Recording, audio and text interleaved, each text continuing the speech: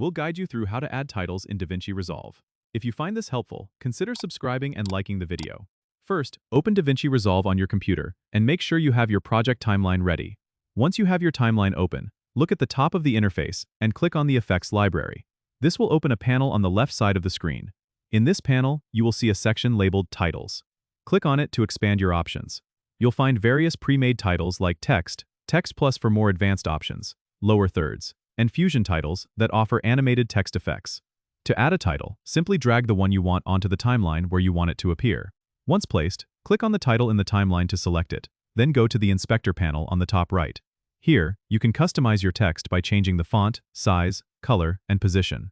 For more advanced users, Text Plus allows for more detailed animation and styling options through the Fusion tab. You can create dynamic text animations by playing with keyframes. After customizing, make sure to play back the timeline to see how the title looks and make any adjustments if needed. Remember, you can extend or shorten the duration of the title by dragging the edges in the timeline. This flexibility allows you to match the title to your video's narrative. Once you are happy with your titles, don't forget to save your project. And that's it. You've successfully added titles to your project in DaVinci Resolve. Practice makes perfect, so feel free to experiment with different styles and effects.